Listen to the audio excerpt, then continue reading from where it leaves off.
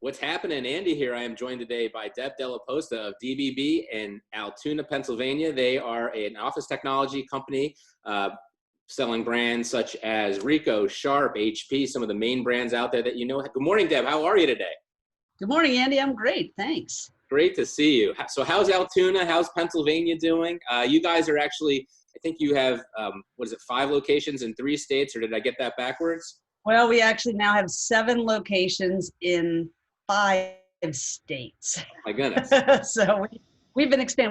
We actually did an acquisition right as shelter in place hit. So it was a little bit, we didn't want to announce it till I just announced it like last week. So yeah, just because it's sort of we thought it would get lost in the COVID-19, headlines. So, so now we're in Ohio as well. So we're Ohio, Pennsylvania, Maryland, West Virginia, and Virginia. Wow, awesome! Congratulations! And I did have that announcement last week on my website, and it was obviously a big draw. The acquisitions are always a big draw, so that's thank you from me. How's the area where you are?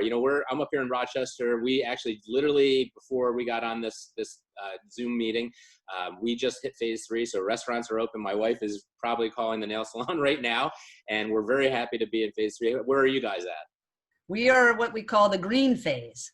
And I think in Maryland, they're calling it phase 2. Ohio opened before anybody, and West Virginia is open as well. Virginia and Maryland are about the same. It depends on where in Virginia, but our territory in Virginia is with Maryland. So I would think they're phase 2. Phase 2 and green are about the same. So it means restaurants are open. They can be 50% capacity. You can go to the nail salon or the hairdresser like one at a time.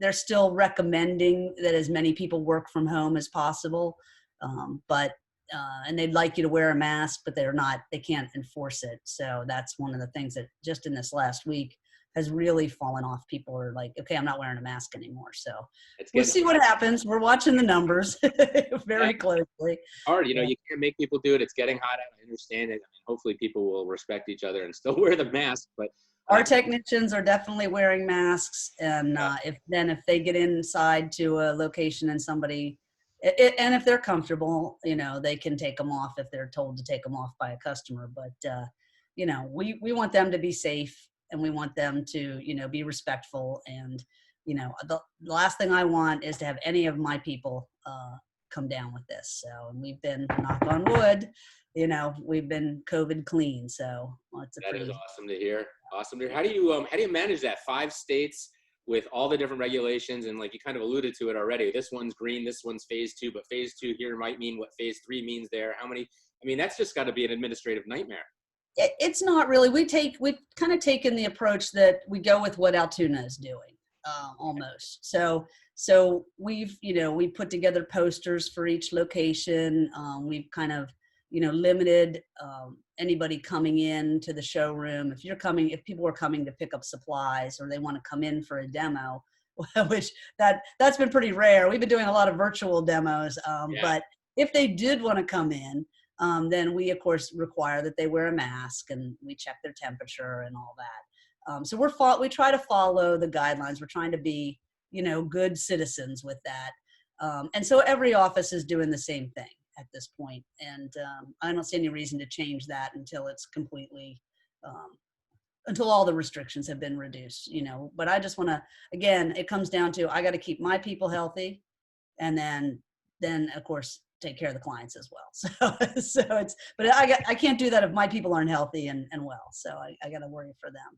Absolutely. So just for my viewers and the fact that if I don't mention it, my dad will disinherit me, but Altoona is right down the street from a little place called State College, Pennsylvania, and it's home of the Penn State Nittany Lions. Is that, that's probably a big deal. You are, right? We are, yes. Deal. We are. He dragged me to it's funny because ton of games. I'm sorry. He dragged me to a ton of games there, and I didn't even go there, but I still had. I was a Terrapin. I kind of went rogue. Yeah, well, that's so my brother and sister are Terrapins. Yeah, they both went to Joe went to university. He went to College Park. Yeah, and Beth ended up here somewhere. Beth ended up transferring out to UMBC. Obviously, I mean we all grew up at there. You go, fear the turtle. But no, we've my dad, we were always huge Penn State fans, and so even though Joe, and Beth went to Maryland, they're still Penn State fans, and we have season tickets, and we tailgate like crazy up Oh, there. it's a good tailgate. It's a fun place.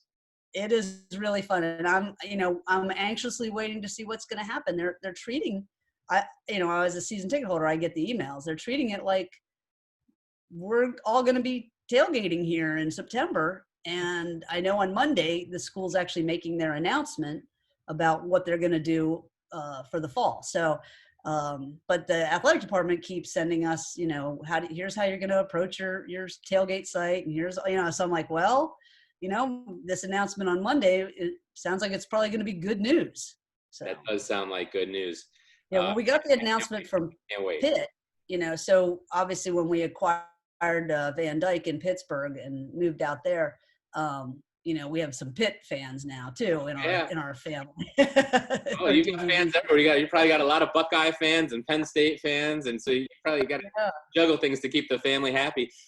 Shifting gears, let's talk about what your people are doing. And obviously their world was rocked, and sales are very different now. What are they doing to keep their days filled? I know there's a lot of training available through some of the vendors, Sharp and Rico. What's their day-to-day like for your team? So they're right now, which is awesome, is a lot of them are actually out doing installs. So that's the good news. In May, they were not doing very many installs. That May was really I think the biggest shutdown month that we had of this course. And people just weren't taking delivery other than the drop it off at the home all ready to go. We were setting up a lot of home offices. But for the most part, I think what they were doing in May was a lot of, they were kind of chunking out their day doing, some of the manufacturer training, and then also doing a lot of like email marketing, doing some social media, making a lot of phone calls. They actually were hosting client meetings through this virtual meetings and demos. So we had set up, some of them would go into the demo room, our main demo rooms, and do them from there, and actually demo the equipment, which was pretty cool. And then a lot of them were actually we were leveraging maybe Rico to do some of the interactive flat panel display. But we would have that get on with some of the people from Rico and demo the product for the customer. So we were trying to, pretty much they were utilizing every tool, in their chest there to try to get things going and make things happen. And we're, like I said, I'm super happy when I looked at the numbers today and I look at the activity level. I think June we're going to have a really, really nice rebound into, taking the economy back up. So doing our part, I think. Well, that's good to hear. The thing is, these leases were expiring. I know you work with, it's all over your website, Great America, for example. That lease is up. And when that lease is up, you go month to month. And customers, when I sold, it was like having a car. You didn't want to go month to month and pay on old equipment. You could be month to month and just pay on something nice and new that works better and does more. And so, a lot of people were put on hold. I'm not surprised to hear that, you're getting a little more activity in June, and hopefully we'll make up for some lost time in May, right? Absolutely. Yeah. And, and I think, one of the things we tried to do, like you and I talked a little bit before about, the approach was not, oh my gosh, your lease is up, let's do something. The approach is, what's going on with you? What's going on with your business? How are you faring through this? What can we do to help you? And if we needed to, to put a deferment on a lease, for a month or so, we were happy to do that to help our clients out. We were not pressuring anybody to, now's the time to upgrade. No, now's the time we need to take a look at what we can do to help you get through this. So yeah, it's all about flexibility, right? Your customers have a lot of needs and they're struggling, and a lot of us are all have the same issues. So we got to help each other out. So to give somebody terms and give them a little extension on payment, because they are a restaurant and they've been shut down until now, right? So we've got to we've all got to do what we're doing, and I think this industry has done a really nice job of that so far, from what I can see, and being really understanding and helping these customers. What areas of your business, or maybe possibly verticals, when you look at this and you look back over the last 3 months, what surprised you? Where has the action been for you guys, where maybe you would have thought, I didn't believe that would be the case? I would say, well, I mean, healthcare was I wasn't surprised that healthcare Yeah. was going to have a lot of action because, Yeah. of course, they were going to be hard hit and still open and running. So that's been pretty big one for us.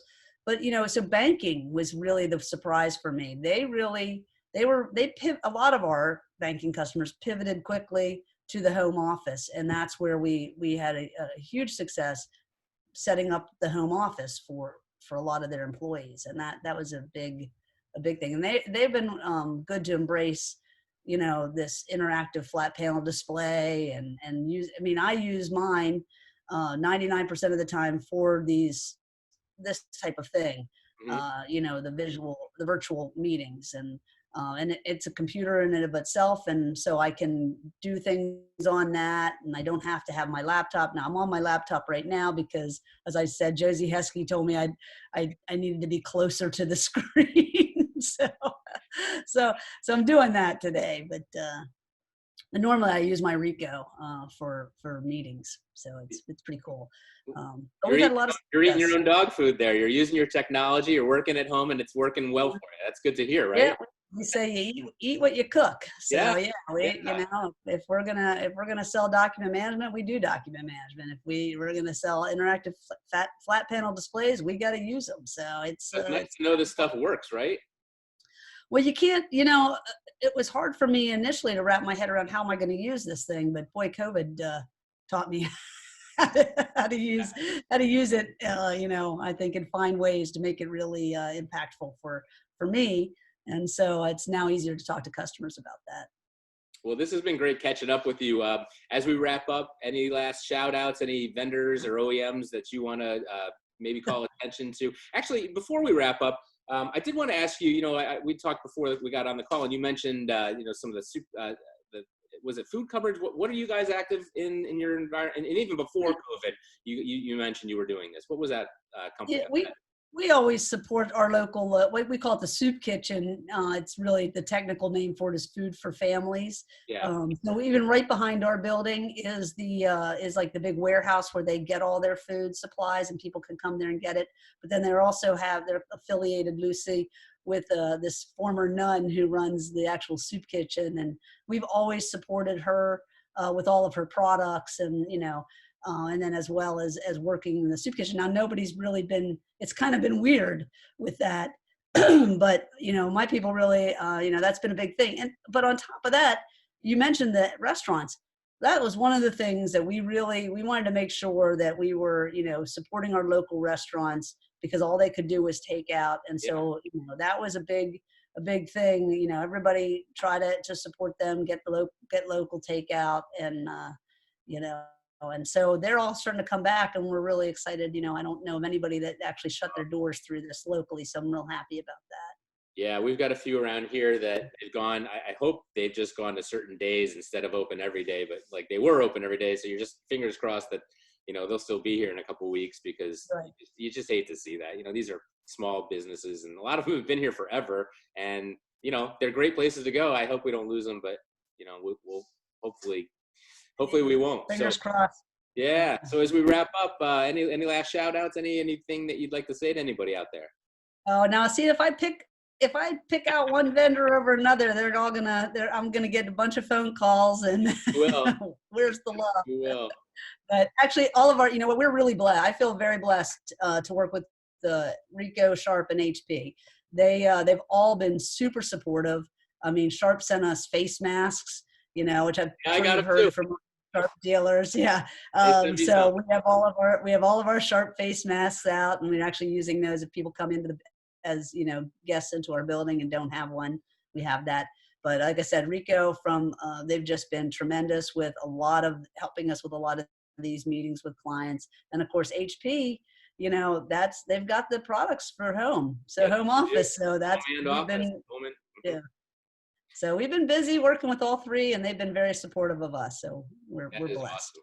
That is awesome. Good to hear. Yeah. I got the same masks from Sharp, although I kind of get the feeling they send them to me just so they wouldn't have to look at my face anymore. But in all these interviews, but that was really nice of them to send them when they, so they were making those were made in their factories, right? Isn't that kind of right? one of the things that they did. So, and it's been really cool to see all the OEMs and manufacturers that you're representing just do great things. HP's done some amazing things I've covered in other videos. Rico's done some incredible things that Jim Caridi talked about when we interviewed, and obviously Sharp's done some things as well with the masks and beyond that. So it's a great industry. It's a great community. I really appreciate you spending some time with me today, and you know, hopefully things will keep getting better, and we'll see you sooner than later. The last time I saw you was SDG, right? Where you were at the SDG meeting, Hawaii?